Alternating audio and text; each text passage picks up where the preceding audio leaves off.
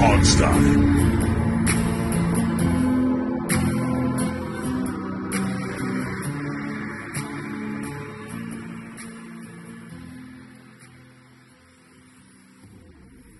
Hello, everybody, and welcome to the Hogstye. It is the show before we start the season. We got a lot to talk about. Dave, Steve, all here. Both of them have dogs in our offices right now, in their studios. Yes, we do. We know Kobe. What's your new puppy's name there, Dave? His name Mally, short for Malibu.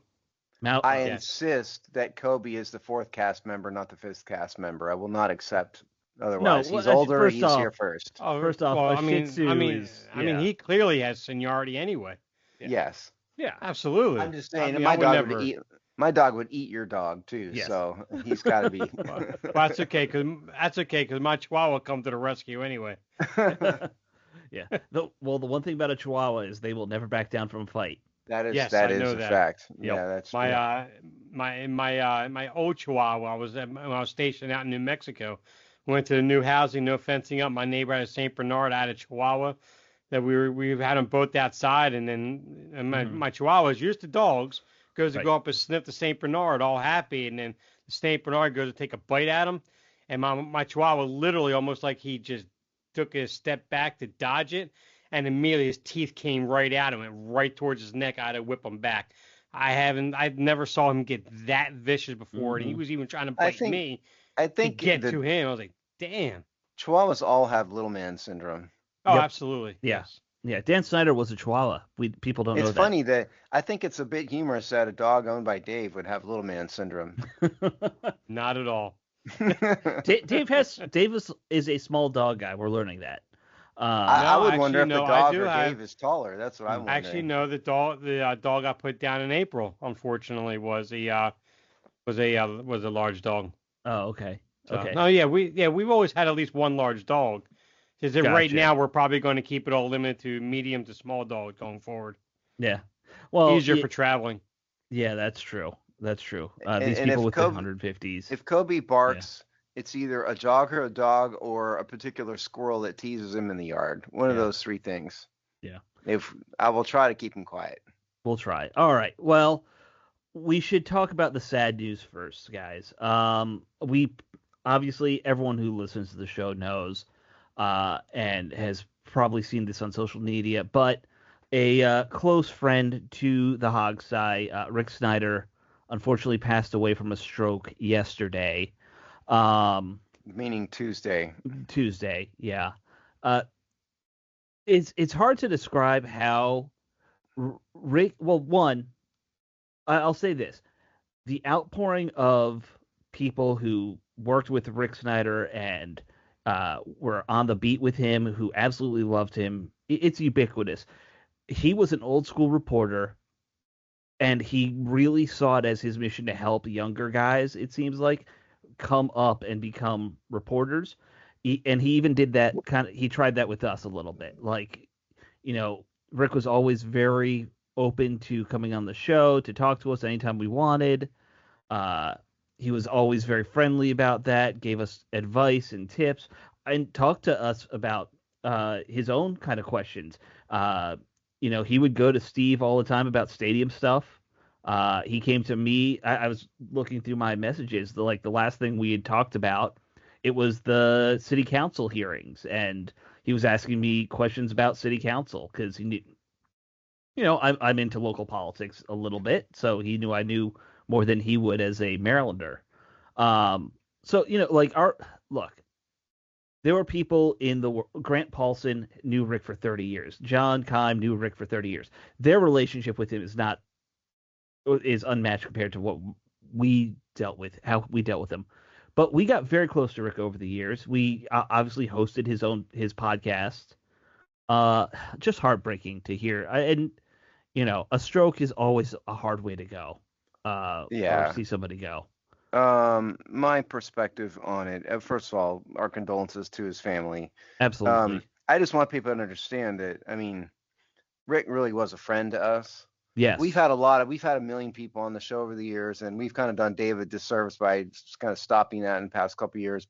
But Rick wasn't just a guest. A lot of them they come and go, and we never talk to him again. One-offs, yeah. But Rick was a friend, and the truth is he had no business talking to us.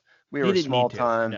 No, it's kind of like Rich Tandler, who also passed away. I mean, neither one of them. Yeah. We had no business getting somebody of their talent and their their skill on our show. And Rick was always very kind to us. And the Seasons of Discontent, we ended up with him. I just called him and said, hey, you want to, why don't you just host a show on our here? You need a place to put it. And he was like, oh yeah, sure. Why not? He was looking for something, and we were like, we'll help you get it set up. That's absolutely.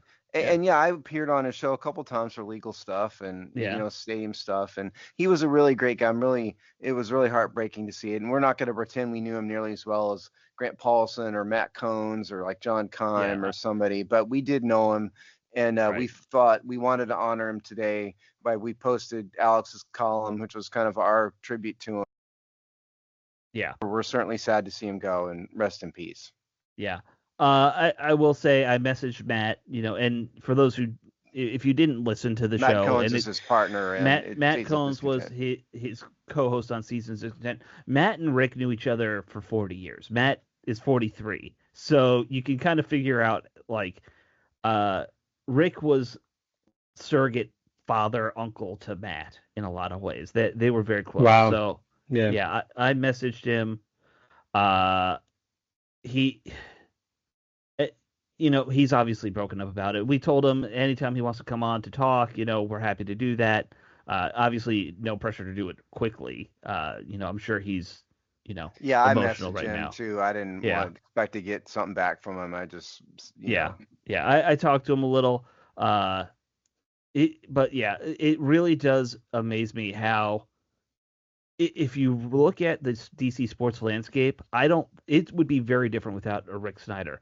I don't think Grant Paulson would have his career without Rick having guided him through his early years. Chris Russell was another one who wouldn't have the same career without Rick. Right. I mean, I'm not saying these guys didn't work hard for what they've got. He was a mentor to him. He mentored them. Yeah, he you mentioned Tandler, right? Like, he's another one. So many of the guys who are on that beat are there because he helped guide them. So, if you think about that and think about the influence he's had on sports coverage when it comes to the Redskins and now, whatever, we're not going to say the name. He's a huge part of that. So, and I will say that, Dave posted, I did look at Twitter a little bit in light of his passing, and Dave, I noticed you posted or reposted a blurb about a book that Rick has coming out on Daniels. Yep. Yeah, there was a post I reposted on him, and I added this, which is it says Jaden Daniels Smooth Operator gets released on September 23rd. So you could pre-order it now. It's only for $18, and I think that's cheap. And I have his book on 100 things you need to know about the Redskins. Yep. And I mean, it's just fabulously done. He does a great job on really kind of touching the team and touching the history and everything. So I mean, so obviously this book is going to be fantastic. So I would encourage everyone to get on there and let's support him in light of his passing. Let's support it, and everybody go buy royalties. I'm assuming royalties will go to his family. I know royalties will go to his estate, whatever his estate is. I'm assuming that's his family, but we're not into his business like that. That's fair. That's fair. Right. So get Presidential Pours too. Rick was also a huge history buff. And, oh my God, he was. He used to tell us stories about him as a tour guide in DC. And like Alex put in the column, we'd have him on the show, and then we'd be done with him, and then he would talk for another 30 minutes. Yeah, just about all kinds of stuff. We hit pause, and that's where Rick and I were probably more kindred spirits than anything. Is I love weird local history stuff, and so does he. So he and I could go back and forth. Yeah. Oh yeah, especially Civil War. He was a true Civil War buff, and not in the weird creepy way, like historic reenactors. By the way, they're all creepy. Yes. Just for the record. No, but Rick knew probably more about the Lincoln assassination than anybody I've ever. He did a whole tour. I don't know if people realize that. Everybody realized that he was a tour guide on the side, and he did like a Lincoln assassination tour. If I recall, he did several different very unique tours. Yeah. Presidential eateries, obviously with his love of food. That's not surprising. Right. Yeah. He loved his pizza and stuff. He did love his pizza. Yes. Obviously his book about presidents' drinking habits is an interesting one. And he tried to get a tour started on that, but he never quite got enough people to make it work. Yeah. So I would just say, like, as you said, Steve, our thoughts are with his family, of course. And I asked Matt to pass that along to them, even though we never really met his family. I met Rick a few times. Alex knew Rick better than I did. I never met him because I live in Texas, but I talked to him a lot. Right. And we talked to him a ton. I would just call him about stuff, or he would call me about stuff, just like random. He had a bunch of legal questions at one point in time, and he was a really great guy. And so we got to move on, but rest in peace, Rick Snyder. We are sure going to miss you. And I sure hope the team does something appropriate to honor his passing. I'm sure they will. They put out a great statement, by the way, about it, which also just the natural animosity between team PR and reporter did not exist with Rick Snyder because they respected him. All right. If you need a moment, pause. If not, let's get back into the team. Some big news. Steve and I honestly don't remember if we talked about the Brian Robinson trade last week. Dave was out last week, and we don't think we did. Yeah. We don't think we did. So Brian Robinson, surprise trade for a 6th round pick. I don't think any of us quite saw that coming, at the beginning of the season, but this team really does love their running backs. You know what, Steve? I now remember we did because I was talking about zone running versus power. You're right. Yeah, maybe so. We did talk about it. But so Dave, give your thoughts. You didn't get to give your thoughts on the Brian Robinson trade. So, any surprise to you? Well, for one, I'm surprised on how many reactions I saw about how we're going to miss him when he's gone, and can't believe they got rid of a really good starting quality running back. Don't want to knock the guy, but his career average was barely 4 yards a carry, 3.8 or something, yeah, 3.9 or something like that. I mean, he was a very good type of average. Yeah, yes. So I mean, he was a good hard-nosed runner, but he wasn't a consistent hard-nosed runner. It's just he didn't fit the mold of what Cliff Kingsbury's offense was. And because when James Conner went from Pittsburgh to Arizona, his career kind of got revived under Cliff Kingsbury because he was more of a dual threat, multi-purpose guy. Even though he was a bruiser, he could catch the ball, and he could do more than just run between the tackles. And Brian Robinson Jr. was very one-dimensional with that. But I know I wasn't surprised. I was just hoping they didn't end up releasing him and get absolutely nothing for him. So getting a 6th-round pick, I thought that was a great move on my side because I think Chris Rodriguez is starting to come into his own, a guy that you've talked about the last couple of years. I think he's starting to come into his own a little bit, and I think he's a really nice role player. I think the only thing that I have with it is I think they're putting all their eggs into that 7th-round pick basket here. I mean, I get it. He showed flashes in the preseason. He had a decent to good college career. Had that one real good game for Arizona before he was held out for the rest of the year. And he was talking about Krosky Merritt, by the way. Krosky Merritt, sorry, yes. Yeah. So, and it's like, I like him, but you take away that 27-yard run for a touchdown. I think it was like 3.7 yards. Right. Yeah. Now somebody was like, well, he had that one first move. He's quick in his decisions and his vision and everything. I get that, but he's a one cut. He's his own scheme runner. He goes in, finds the hole, and he hits it, and that's all he really does that I've seen. I mean, he could be so much more. I hope he will be, but now I wasn't surprised by the trade. I think getting a 6th-round pick was a decent haul for him. You weren't going to get a fourth or third, you know. Well, one thing about that I think that people have missed about this, basically what we've done here, what Washington has done here is traded Brian Robinson and I'm trying to think of the Deebo Samuel trade. It's Brian Robinson and a fifth for Deebo and a sixth. Yeah, there you go. Right. And so that's essentially what Washington has done. Brian Robinson and a fifth for Deebo Samuel and a sixth. Right. Yeah. Yep. And that's a steal for us every day of the week. Yeah, absolutely. And in terms of the running back room, I mean, look, Robinson didn't fit. I agree with that. I don't necessarily think they have a great running back room. Nobody's really proven anything. And I mean, maybe it'll happen, but I think they're kind of on a pretty slippery slope. Well, I agree. I agree. I don't think it's a great running back room, but I think they have components for a good running back by committee type setup. And I think the improving offensive line is the mark in their favor. Yeah. I refuse to believe Laramie Tunsil isn't going to be a huge benefit. No, sure. Yeah. And they haven't seen him play at all, and they didn't because Dan Quinn is stupid about his preseason, so he hadn't played at all basically. But yeah, it's going to be they're going to have more room to run. Yeah. Yes. No pun intended. All right. No, I intended the pun. You did intend the pun. No, actually, I didn't. But I'm cantankerous. I wanted to disagree with you. Don't tell me I didn't intend a pun. Yeah. All right. Terry McLaurin. That's the next big topic when it comes to this roster. The deal got done on Monday. How nice that you end your meaningless preseason, and right after that you can somehow figure out a nice deal for Terry McLaurin. You guys have done this 2 months ago. Yeah.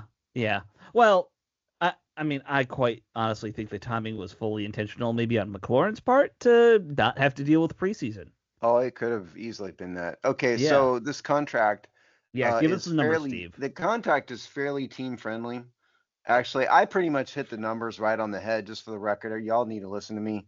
So is 3 years, total $97 million, $30 million signing bonus, $44.65 million guaranteed 87. Overall. You said 97. No, 87. I did say 9. I did mean 97, and I'm going to tell you why. Okay. I did mean that. And for the right, what I said was 3 years, $100 million, $30 million, 45 guaranteed. So I was pretty much hit the nail on the head. So the reason why Dave and Alex are saying 87 is that he's got some incentive money in here.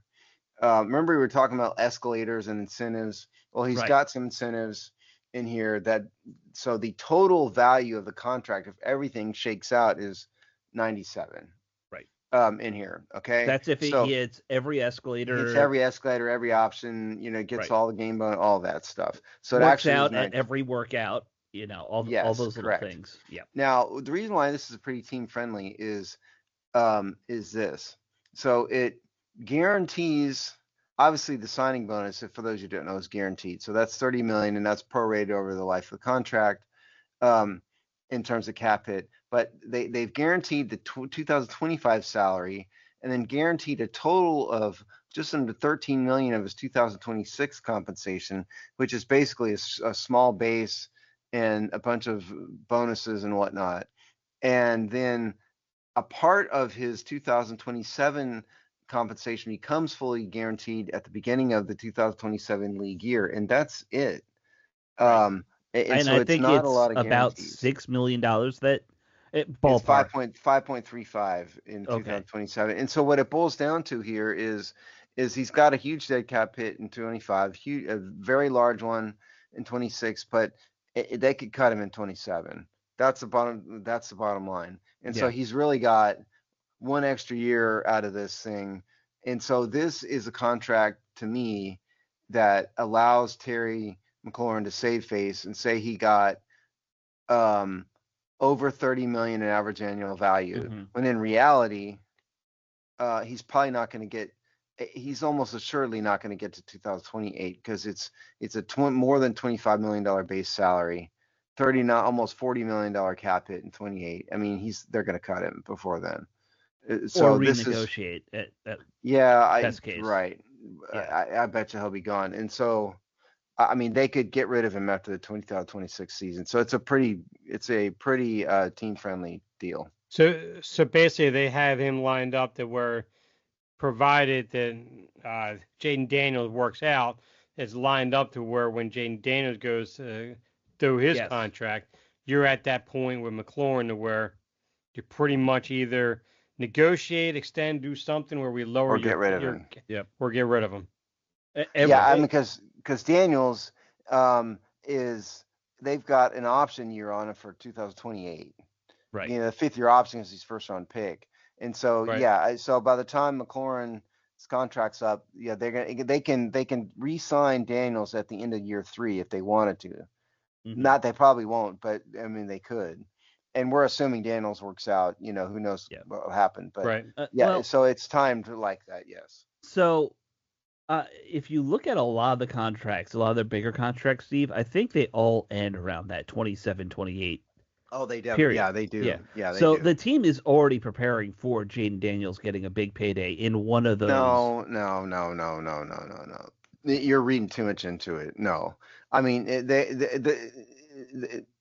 first of all, a lot of these some of these contracts are done before they drafted Daniels. There's always a way you can sign a quarterback. They are not planning an entire roster based on Jaden Daniels' possible contract 3 years from now. No, I do not think that. Well, you're the only one who doesn't think that. Everyone on that's media, also the only one who has social media are stupid people, and I'm the one that has been tracking this for 10 years, okay, in a giant spreadsheet. So I think I would trust myself more than a bunch of idiots on Twitter, okay? There's almost always a way to make a quarterback contract work, and they are not planning all these contracts just based on Jaden Daniels alone. That's not how this works. Certainly not 3 years from now. I don't know. We have a real GM now. I'm not used to that part. So I'm telling you guys, it's people don't understand the cap. Neither do you, apparently, if you're buying it. All right. So Kobe agrees with me. I'm gonna let him bark. He's angry that you're questioning me. I'm not the squirrel that wants to make out with them. So. The hoochie squirrel. The hoochie squirrel. All right. So next things we got to talk about. And I have to watch the clock because our final topic is going to be when we do our season prediction, and that always takes 7-8 hours. So the team obviously, they had their third preseason game. That was ugly. We don't really need to talk about that. It was so bad. And they were terrible in the end. Yeah. Shows how lack of depth they have, but go ahead. Yeah. If we're down to Sam Hartman playing, we're in trouble. But luckily, Sam Hartman is now on the practice squad because the team has cut the roster down to the initial 53. I think that a lot of people are assuming there's more moves to come still, which makes sense. Other teams have made their cuts. That you might be like, oh, we really like this linebacker that just got released, that kind of thing. There have been some notable cuts, like our old buddy Taylor Heinicke. He just got released. So if we need another quarterback, he's out there. No. I'm done with that. I'm done with saying. Heinicke. I know you're saying. Taylor Heinicke fans are saying the same thing. Backup, actually. Yeah. What's that? Taylor Heinicke would probably be a better backup than Josh Johnson, actually. I mean, for this offense, he would. Yeah, I think he. Because I got newsflash for everybody. Josh Johnson was better than Sam Hartman, but he wasn't good in preseason either. Okay? No. He was just the least worst option. I respect what Josh Johnson has done in his career a lot. Like he has made a art of being a true journeyman. But yeah, and also I think Taylor Heinicke plays more like Jaden Daniels and Marcus Mariota. That's what I'm saying. That's what I wasn't being facetious at all. I think Taylor Heinicke would be a better third string quarterback for Washington than Josh Johnson. I don't need that Heinicke hive to come back. I just don't need that. I don't think the Heinicke hive will overtake the Jaden Daniels hive at this point. You're right. You're 1,000% right. I just don't want to hear that small percentage. That's all. You don't want to hear those 8 hillbillies who are just like, Taylor. Robbie Duncan might be one of them. Yeah, that's true. Our old buddy Robbie probably still. I don't know if we want to. You muted yourself, Steve. Yeah, but so we need to move on. I'm trying to keep it. Oh, Kobe. Yeah. All right, so let's do this 53-man roster. I'll just give you the quick and dirty. We'll go position group and then just talk very quickly about each. All right, so quarterback, shockingly, Jayden Daniels made the team, Marcus Mariota made the team, and Josh Johnson will be the starting third string quarterback. And as I mentioned, Sam Hartman will be there. I feel like we've kind of just covered a lot of the quarterback room already. It kind of shook out how you'd assume it was going to shake out at 1 and 2. How we predicted, by the way. We called that. Bold prediction to say Jayden Daniels would be the starter. It was a bold strategy, Cotton. All right, running backs. We got Ekeler. We got Bill Krusky-Merritt. We got Jeremy McNichols and Chris Rodriguez all making the team. There's no one in the practice squad right now who plays running back, which is interesting. After the Brian Robinson trade, again, kind of what you figured. Kazmir Allen didn't get back to practice squad? No, he is not on the practice squad right now. Oh, okay. Which is interesting. So, any other thoughts about running back? I know we talked. Steve, you keep hitting mute. Sorry, the dog was barking. I know the dog. The German Shepherd was out. Blame the fourth member. Blame the fourth cast member. Well, I mean, he was alerting me to the security problem at the house because the evil German Shepherd was out in the the sidewalk. No, I think the bigger question about the running back room is who's going to be considered the number one running back. Right. It has to be Austin Ekeler, doesn't it? I mean, just from a respect standpoint. But I think, Dave, you kind of said it right. It's going to be the ultimate running back by committee thing. I just mean who are they going to give the honor of allowing him to call himself the number one running back? I think it has to be Austin Ekeler, just out of respect for his veteran status, I would think. Actually, I wouldn't be surprised that's Chris Rodriguez. To start, it might be Rodriguez. I think, one, you're going to see all four active because McNichols is a special teams guy. Right. I think it's going to be an interesting 1-2 punch there with Krusky-Merritt and Rodriguez there. They're both similar runners. You don't have to change what you're going to do with them. Ekeler comes in. He's that receiver, third down guy. He's got a defined role. But those other two guys kind of very similar. So it'll be interesting. All right, tight end. Ertz, Bates, Ben Sinnott, and Steve's favorite guy, Colson Yankoff, with a big play in that third preseason game, locked himself in. I'm actually hearing a lot of positivity about Yankoff from the offseason, which is wild to me. Some people are saying he might be the diamond in the rough we were hoping Ben Sinnott would be, but it's amazing how many people liked Yankoff. Yeah, it's a real problem. Honestly. Yeah, an epidemic of sorts. A Yankoff epidemic. All I know is I really like John Bates and his progression as a blocker, and he's been showing much better hands. He's like a poor man version of Jason Witten. He doesn't have the same route tree. He's not the same type of receiver. Especially doing seam routes and stuff. He doesn't have that quickness or speed, but no. I mean, he could certainly be in there and be a receiving threat, especially on short yardage. I actually think this is a pretty weak room. I mean, you get past Zach Ertz, nobody really impressed me all that much. I mean, I get your point, I guess, but none of them really impressed me. And Zach Ertz is like a million years old. I mean, I've seen some stuff that Zach Ertz is in the best shape of his life, and that kind of thing. Yeah, we always hear stuff like that. Yeah, and so I think this is probably a group that they need to pay attention to more in the future and next year. I mean, you can't solve everything in 1 year, but you're not going to convince me, absent proving on the field, that the likes of John Bates, Zach Ertz, Ben Sinnott, and Colson Yankoff are going to be some kind of great tight end group. I mean, here the hope is Sinnott can develop still. That you I'm can not saying they're automatic failure. I just mean of course. But there's a trend when it comes to tight ends. I think I think you talked about this before, Steve, that in their third year, if they haven't made any kind of production or any kind of serious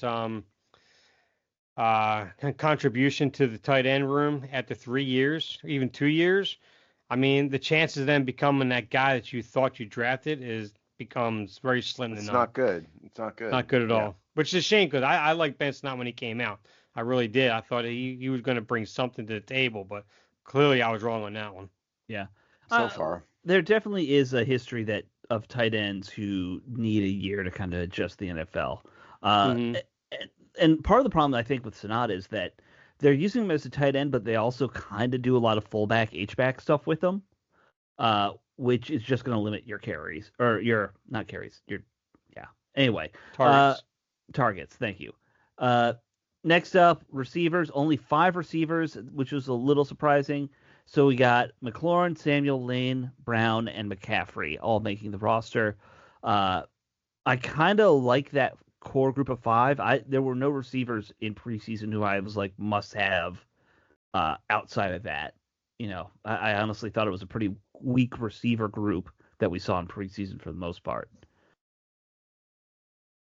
Yeah, but you got to remember, I think the reason they only kept 5 is Austin Eckler. Right.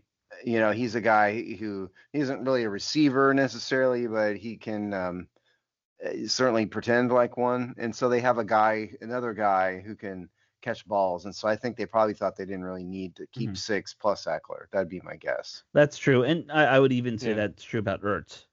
These are regular pass catchers. They're going to fit into your passing game heavily. Right. Yeah. And I wouldn't be surprised if you see Jaden Lane maybe week 5 becoming more and more their primary slot guy, and a guy you can see on a lot more on the field. Yeah. Over a Noah Brown, with Noah Brown more red zone type stuff for him going down the road if he stays healthy. So yeah, I mean Noah Brown's role is to be that possession guy. The only guy like that. Yeah. Every team should have one guy who does dirty work like that. The only wild card really is going to be what is Luke McCaffrey doing? Like, can we please see something? I don't know if Luke McCaffrey knows what Luke McCaffrey's going to do. Yeah. I observed this during preseason. I also think they don't know how to use him right yet. They haven't figured it out. I think they drafted him because of his name, and they are regretting it. That's what I think. All right, let's move on then. O-line. Laramie Tunsil, Brandon Coleman. Those are your starting tackles, folks. Then we got Tyler Biadasz, Nick Allegretti, Andrew Wiley, Josh Connolly Jr. Oh, wait, I called Coleman the tackle. He's a guard now. Guard, right, yes. Yeah, guard. All right, so Connolly, Chris Paul made the team, George Fant, and Trent Scott. Chris Paul making it was a little surprising, but other than that, I mean, I think we all kind of know who are entrenched, like who's going to be playing a lot. Paul's going to be backup. Fant's your emergency tackle, and Trent Scott is your our emergency tackle's now hurt tackle. I mean, it's going to be Tunsil and Wiley, Coleman, Biadasz, Allegretti, right? Right. And then we should mention Cosme's on PUP. Cosme's on PUP. Yeah. Oh, and on the practice squad, I forgot to mention. So we have Michael Dieter and Timothy McKay as linemen. Lawrence Cager made the practice squad at tight end, and then they kept Ja'Cory Brooks, Jacoby Jones, and Chris Moore at receiver. So just to catch up on those. D-line. A lot of D-line here. We got Dietrich Wise, Daron Payne, Javon Kinlaw, Jacob Martin, Johnny Newton, Dorrance Armstrong, Javonte Jean-Baptiste, and Eddie Goldman.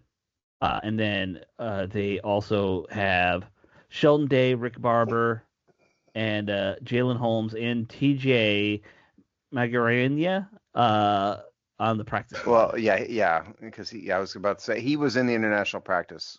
Yeah. In the international pathway, rather. Yeah. So he may not count against the practice squad, is what I'm leading to. Oh, okay. Right. That makes that. Yeah. Yeah. So a lot of linemen. I still don't see a great pass rusher there anywhere. No. Which has me greatly concerned. You and me both, brother. They don't have one.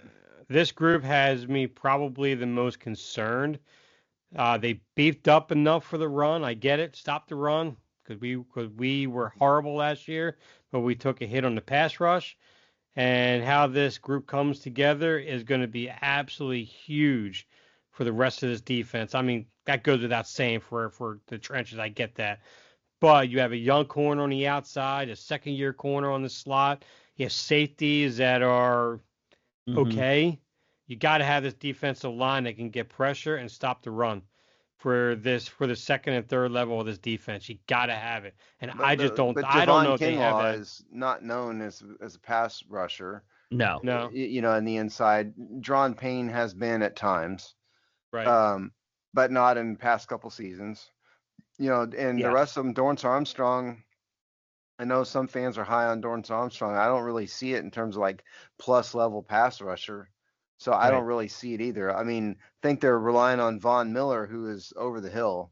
Right. I got news for everybody. He's not going to be A the Von 10+ Miller guy, of 6 years ago. Yeah, That's he's just not getting what 10 he is. sacks. Nope. No. Well, no. And we should mention the one name that they did get rid of was Cleveland Farrell, who they had played for a lot of preseason. And I think when you talk about the pass or the run stopping, Dave, that was his weakness, and that's why they got rid of him. I think of all the people that got cut, Cleveland Farrell might have surprised me most. I think most. Yeah, definitely. Well, I think Alex kind of hit the nail on the head with that one because he was not very, very good against the run at all. And he was a liability. And I think their focus on his defensive line was number one against the run, period. So I would just hope that works. Yeah. All right, let's talk linebackers. This is where they kept a lot of young guys. I think that's interesting, and I don't know if we'll get into it today, but all right. So Bobby Wagner and Frankie Louvu are, of course, going to be your key starters. Von Miller will be a situational pass rusher. You got Jordan McGee, who probably swaps out with Miller when they're not planning on using a pass rusher. Right. I think McGee's your other weak side linebacker kind of thing. Then you got Belgore, AK as he's called, Ale Canho. Ali Cahoe, I think is how to say it. Is it Ali Cahoe? I think so, yeah. That's Ale. Am I not right? I mean, yeah. I think it's Ali Cahoe though. Okay. And then Kane Medrano made it, of course, the draft pick. So they kept a couple young guys who I'm assuming they're trying to develop behind Wagner and Louvu here. You got to start developing some youth here, as the team is probably older at linebacker than any other position group. That's safe to say. This is a pretty old roster, just generally. I'd like to point out. It's actually according to oldest in the league and one of the oldest in a decade in terms of average age. There's a Philly reporter who does that every year, and he probably relishes in calling Washington's roster old. Oh, I'm sure it makes him very happy in a weird, funny way that he doesn't want to figure out. Hey, listen, we would think it's we're funny not judging. too. We're not judging. Yeah. We would if it was Dallas. We would be judging. Okay, let's just own it. Okay, fine. All right. Cornerback room. We got Latmore, Trey Amos, Mike Sanderstill, Jonathan Jones, and Noah Igbenogany, who they're trying to shop, it sounds like, which is interesting. I guess they really like obviously they like Amos and Sanderstill, guys they've drafted, but it's not like you have a bunch of corners here. Like, if you trade him, who's replacing him? I wonder if it's more or less other teams kind of getting a feeler on Igbenogany. More so than them actually shopping them. I think they're probably just taking calls, because I don't see why you'd want to go down below 5 like that. Because, I mean, as a number 5 corner, I mean, he's not a bad guy to have for a number 5 corner at all. He's also not that good, okay? Well, that's why I said number 5 corner. Yeah, it's not a huge loss. So they trade him for a bag of chips, okay. The world will liable keep to turning. actually get a bag of chips on there and replace it. Yes. No doubt. Yeah. Yeah. I mean, look, I think he played pretty well at times last year. Like, he is a NFL caliber corner. He's not a starter, but he's a quality third, fourth guy. So that's fair. Yeah. All right, safeties. We got Harris, Martin, Percy Butler, Jeremy Reavis, and Tyler Owens. This is a strong safety room. I think we finally have a decent core safety group. And they had a good one last year too. Chin being replaced by Harris. But I really like that safety group overall this year. I find it hard not to root for Jeremy Reaves just because he's such a likable dude. Yeah. He's got like the best Pro Bowl notification video that's ever been put out. Right. If you've ever watched that, all-time great. That's one of the few things Rivera did right. Yep. Yeah, absolutely. All right. So anyway, they have some talent, in the safety room. They do.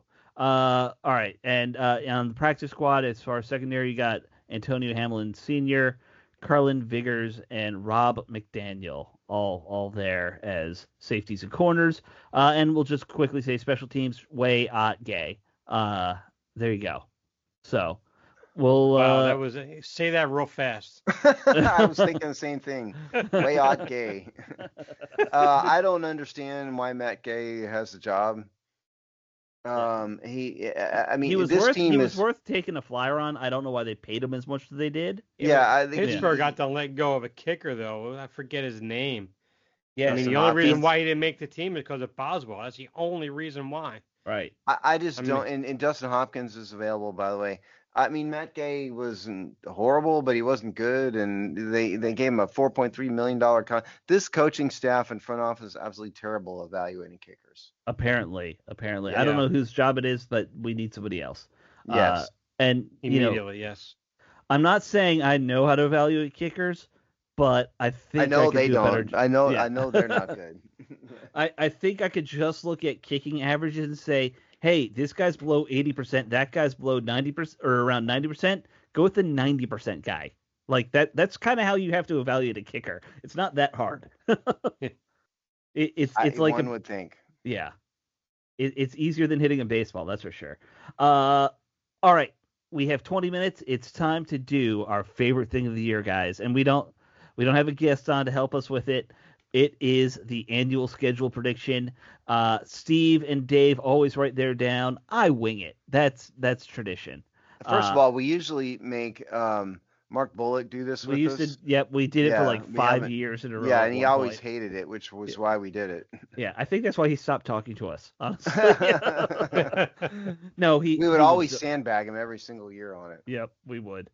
All right, so with that all said, let's get this party started. All right, week 1. It's a long ways away. September 7th.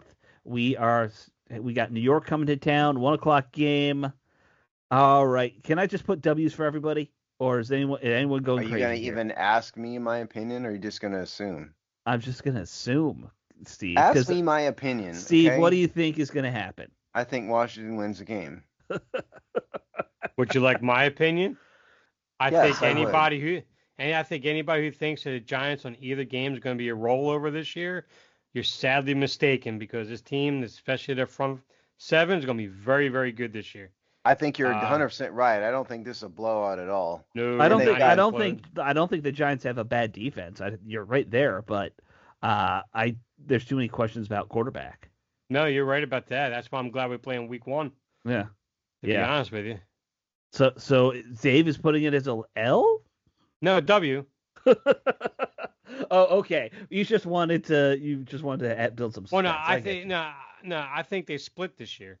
No doubt. We'll get to the next game. We'll get. We got time. That's a ways away.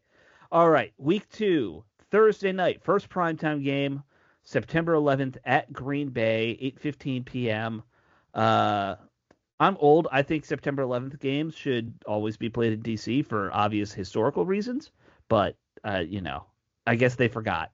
So, all right, or they don't care. They more likely. Yeah. All right, so September 11th game, Green Bay, good team. This is our first real matchup that is a test. And Alex and Steve, what would your prediction? Well, you're gonna make me go first, huh? I think Washington loses this game. This is a Thursday game. It's in Green Bay. The Packers are a good team. they have a challenge game the week before, in Detroit. I just don't think it bodes well for the team. So this is a loss. Dave, where are you at? I think we keep the game fairly close in the first 3 quarters of that game, mainly because of Jaden Daniels. But in Green Bay Thursday night, I agree it's going to wind up being a loss. Probably end up being a double-digit loss, to be honest with you. But wow, we'll see. You think double-digit? I am going to go against the grain here. I feel good about Washington versus Green Bay. I feel like this is Jaden Daniels. We know he plays well in prime time. He has broken the curse quite a bit last year. I think that Washington gets an early big win on the season to get that hype train going. All right, September 21st versus Las Vegas. This is a 1 o'clock game here in DC. I'll go to Dave first. Dave, what are you thinking? Well, I mean, the Vegas Raiders are still rebuilding. Their defense is very, very porous. I think this is the game at that Thursday night game. This offense gets rolling on this game, and I think that we win this game pretty handily against the Raiders. Yeah, there's no way the Raiders are going to come in, travel all the way across the country. They're not a good team. Washington's will have had a couple extra days off because of the Thursday game. This game's going to be an easy win. Yeah, I think the Raiders are going to be an interesting team with Pete Carroll there, but they are rebuilding, and I don't even is it Geno? Is Geno their quarterback at this point? Yes. I guess. Yes. Yeah. That's not a team that I'm worrying about too much. You got to play the game, but that's a win. That's a win. All right. Week 4, we have a game at Atlanta at 1 o'clock. I'll go first this time because why not? Atlanta is a much improving team. I like Michael Penix, always have, but Washington, I'm high on our team now, man. Like I think this is another win. I think Washington starts this season out pretty strong. So I think this is a squeaker, but Washington's going to come away with a win. I think Michael Penix needs to continue to develop a little bit. The Falcons have a ton of talent, in the receiver core and others, but I think Washington gets a squeaker on this one. Yeah, and I think the biggest threat they have to face is Bijan Robinson, that running game out there. I think you're right about Penix. He still has more time to develop. And Kyle Pitts has been underperforming ever since his rookie year when he put up 1,000 yards. I think we just barely squeaked this one out, but I think it'll definitely be a close game. I think you got to watch Drake London and see how good the secondary is to hold back a quality receiver. Also. Yeah. Yep. Yeah. They have an interesting team. That could be a very good team in the next few years. But I don't think they're there yet. All right, we're up to week 5 already. This is a game on October 5th at Los Angeles. Now, I didn't write this down, but I'm 99% sure we're playing the Chargers, not the Rams. It's the Chargers. Yes, definitely the Chargers. I know. I realized when I was looking at my notes, I just wrote Los Angeles. So, Steve, what do you see going on out there? I Washington's going to lose this game. Sorry, I mean they're traveling a long way. Yep. On this, and Justin Herbert is one of the best quarterbacks in the league. They have a quality rookie running back. Washington's going to lose this game. No, I agree, especially traveling from East Coast to West Coast. Their offensive line is very good out there. Their running game is going to be strong. Their defense is a good, aggressive defense. I think they'll do well on kind of containing Jaden Daniels on many aspects. I think we definitely lose that game. And I'm with you guys. I think at some point the Chargers, with their current coaching staff and all that, that's a Super Bowl bound team, and then it'll all melt down like it always does for him. So, but it won't be this year. So I think the Chargers. That's my first loss prediction of the season. And just so we're all on the same page, Steve and Dave have the exact same prediction of everything so far, and are both at 3 and 2. We didn't talk about this, by the way. We did this on our own. So. You guys wrote yours down, and I'm at 4-1 right now. All right, Monday, October 13th, Monday night in DC. Chicago's coming to town. The rematch between the 1 and 2 pick that everyone's going to make a big deal about.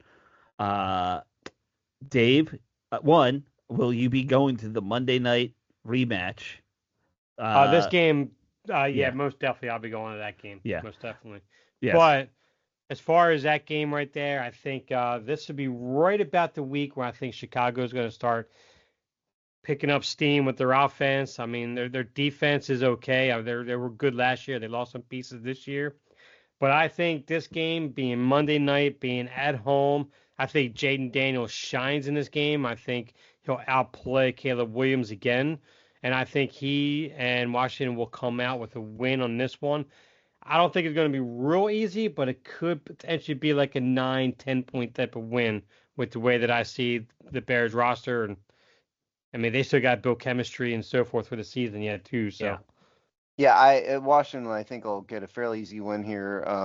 Jane Daniels has a tendency to play well in big games, and I don't think that they're going to want to lose to Caleb Williams and company at home on Monday Night Football. So Washington I would say 10 points or more. I also think it's a win. I actually think that this will be much like how last year Chicago, they had it destroyed their season losing to Washington. I think this might be like the thing that breaks Caleb Williams, breaks his mind. If is another loss to Jade Daniels on primetime. So also, that's my prediction because it was at home last year when they played that Monday night game, right? Yeah. Yep. So Caleb losing both times in his hometown, I think destroys his mentality forever. Yeah. And it was actually a Thursday night game last year. Oh, right. Thursday, not Monday. Thursday but it was a prime time. Yes, it was. Yes. Yeah. All right. October 19th at Dallas, 4:25 game. By the way, this is the primetime stretch when Washington plays a bunch of games at primetime. 4:25 being, that special time for, the late afternoon games. So at Dallas, October 9th. Steve, did I go to you first last time? I don't know, but Washington's going to lose. Again. Washington's going to lose this game. I don't think they can beat Dallas 2 years in a row in Dallas. Dallas, yes, they have their issues for sure, and the fans will hate me, which makes me happy. But at a minimum, it doesn't bother me. I just think this is a trap game, and Dallas is going to pull this out. So sorry. All I know is that a lot of people listening aren't going to like my picks for these next four games because I definitely had Dallas winning this game as well. I think Dak Prescott and that offense is going to be a little too much for our defense, even though they have no running game. But we'll see what happens. I mean, they could find something along the way. And now I could potentially alter my pick here if Micah Parsons ends up being traded. I might think about it a little bit more, but as of right now, I have definitely a loss. Yeah, I think the Micah Parsons is a huge factor here. If he's not playing because of either trade or if he's just done and sitting out and pouting, right. I could easily see this Dallas team going south fast. I'm gonna say window. I don't think Dallas is gonna be very good this year. I just don't. So I personally think they might be the fourth best team in the NFC East. So I'm gonna say win. Here's the next big primetime game, October 27th at Kansas City at 8:00. I'm going to keep this real quick and simple. You are not going into Kansas City on Monday night against Patrick Mahomes when they have a mission this year after that Super Bowl, and you're not going in there and winning that game. That game might be close in the halftime, but that's it. Yeah, I'm going to have to let the dog out here. The dog's having an emergency. So I'm going to give my next two predictions. And I'll be back. They're going to get skunked in Kansas City for sure. All right. And so that's a loss. In Seattle, I think they beat Seattle. I think I've just got a feeling about that one, and I'll be right back. All right. That is Steve's prediction on both those games. Yeah, I'm with you. This is a loss, Kansas City. Yeah. Not even close. It might be close. I shouldn't say not even close. It might be. I think there'll be a competitive component to it because I don't think Washington's going to be that bad where they're going to get destroyed. But I just think they're not going to be able to withstand what KC is going to be this year, to be honest with you. Yeah, that's fair. All right. Next week, third night game in a row, or primetime game in a row, not night game, but second night game in a row. November 2nd versus Seattle here in DC.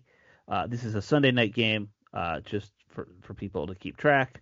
So Sunday night versus Seattle. I'm going to say this is a win. I'm going to go on a bold stance there.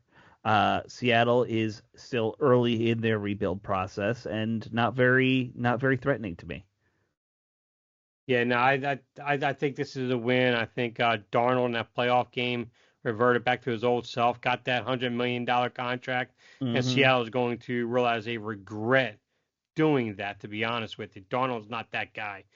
And I think, I mean, they have a good running game. They got a couple good receivers. Defensively, they're coming around at this point of the year. That defense could be a factor in that on this game, but right now I got to give the edge to Washington on that for against Seattle. Yeah. All right. So, and I'm back, by the way. Kobe really had to pee like a racehorse for those who needed to know. But yeah, Sam Darnold was the reason why I predicted Washington's going to win this game. But I think Sam Darnold sucks personally. Yeah. That's the diplomatic approach right there, Steve. All right. Have I ever been good at diplomatic? No. That's what you're good at numbers. That's why we have you. Yes. I'm the diplomat apparently. All right. Next That's week. frightening. Yeah. All right. Versus Detroit, 4:25 game. So in DC, late afternoon game. This is going to be a heck of a matchup. These are, obviously a rematch of our playoff win last year. I think Detroit's going to be angry and looking for a little revenge. So there's going to be a lot of good storylines in this one. I'm going to say it's a loss. Even though I'm not a huge fan of, I still think Detroit, if you got Jared Goff out of there and put a great quarterback in, that's an unstoppable team. But still, it's a good team with him there. Yeah, I think Washington loses this game. I mean, don't forget they're going to get Aiden Hutchinson back, from his injuries last year. Yeah. And I think Jared Goff is a pretty good quarterback. The Lions are a really, really good team. Yeah. And this one just isn't going to go Washington's way. Yeah, no, it's the only chance they have is that if these two new coordinators, offense and defense, don't work out. Right. And this team takes a major step back, but I don't think Dan Campbell's going to allow that to happen. Sure. Like you said, Alex, there's a revenge factor to this game. They're not going to get beat by this team again, and they're going to be on a mission this year to get themselves in position to get to Super Bowl this year. So, I think this is a pretty easy win for Detroit. Right. All right. We are now up to the game overseas, the Sunday morning game versus the Miami Dolphins over in Europe, over in España. So everyone get your tapas. I don't know what you do for tapas for breakfast, but I do love my tapas. So I'm guessing gonna. It's something I can't eat. It's all pork. Everything in Spanish food is pork. So, Steve doesn't do pork. Nope, old Steve doesn't do pork no more. It's sad. Well, there's a lot of shellfish. Do you shellfish? Well, a lot of shellfish has a bunch of sodium in it, so probably not. Oh, yeah. All right. So versus Miami in Spain. Steve, who do you think is going to win? Sorry, Kobe was squeaking a squeak toy here. All right. And he was exploited. Kobe was trying to say was that Washington is going to win this game because I don't think the Dolphins are a very good team. I definitely don't believe in Tua Tagovailoa at all. So I also don't think Washington's going to want to lose two high-profile games in a row, and so I think they get a win on this. Yeah, no, I agree. I think Miami's got more holes and they do actual big play components on that offense or defense rather. I think Washington actually wins this game. I think it starts off with kind of an early bit of a shootout a little bit, but I think the defense will set on for Washington enough, and I think they pull away and win by double digits. All right. I'm going to say, just for the fun of it, that this is a loss. These European games are always tricky. That time zone shift and everything just messes with guys.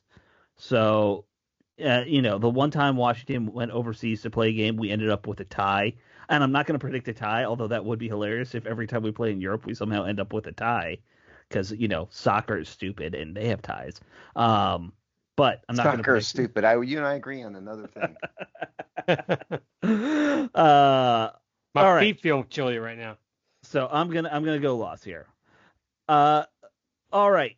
That puts us at the bye week. Just for the those who have been keeping score, Steve and Dave, you have predicted the exact same schedule so far, and both are at 6-5 at the bye. I have Washington at 7-4, slightly better. How much are fans panicking if we're 6-5 at the bye week? By the way, I think they're panicking quite a bit. Yeah, I think probably so even too. calling for Dan Quinn's head. Probably at this point. Yeah. So you're hearing that now, folks. Don't get all panicky, Pete. Let's everyone stay calm. And we're coming back from the bye after this nice European vacation with Chevy Chase. And the team is now going to be playing versus Denver at home. Another night game. Oh, isn't that nice? Another primetime night game. Sunday night, November 30th, Denver, 8:20 p.m. Dave, what do you got going on? Personally, I love Denver's defense. I love Denver's what they're building out there and everything. I think this is going to be a very, very tough game. It was tough for me to decide who was going to go which way on this one. So I just gave Washington the edge. It's going to be a very, very tight game. But I gave Washington a slight edge in this one for the win. It's amazing how much you and I see this season exactly the same, Dave. And this is an accident. Denver may have the best defense in the NFL. Yeah. I just think this is another kind of I'm giving the benefit of the for reasons unknown. Because they tended to come through a lot last year, and so I think they'll probably continue that. And this is another squeaker, but I think they're going to eke out a victory somehow. Yeah. I think having a bye week to rest up will help them. I think they'll be ready at this point. I'm going to say this is a win too. So that all makes everyone's numbers look a little better as we go and play at Minnesota December 7th on Sunday. Minnesota's kind of an enigma. We don't really know what they're going to be until we really see their quarterback play in the NFL here. So a little bit of a wild card here at this team. I am not a fan of J.J. McCarthy particularly. I am a fan of Justin Jefferson, who's probably the best receiver in football. This is an away game. Last year the Vikings were one of the best regular season teams in the NFL. I think they're going to be so again, probably even despite McCarthy. So I think this is going to be a close game, but I think they lose. All right, Steve's got it as a loss. With me, I have they have no running game in Minnesota as of right now. They have a defense that's very susceptible against the pass. It's J.J. McCarthy. I actually like J.J. a little bit. Justin Jefferson's going to get his yards and receptions, but beyond him, we also have T.J. Hawkins. You can't forget about him either. But I think ultimately, this winds up coming down to Washington on the road. So I'm picking Washington on this one. All right. So if I'm correct, that means it takes until December 7th for you guys to disagree on your schedules. So yeah, I think that's right. Yeah, amazingly enough. Yeah. Dave finally made a mistake. We'll see about that one. Yeah. I am gonna say loss too. I think the Justin Jefferson factor worries me a lot. I don't know how their secondary will do against an elite receiver like that, because they won't really have faced many at this point. So that's gonna be a challenge. All right, now we get to the final 4 games, all division games, starting December 14th at New York, 1:00.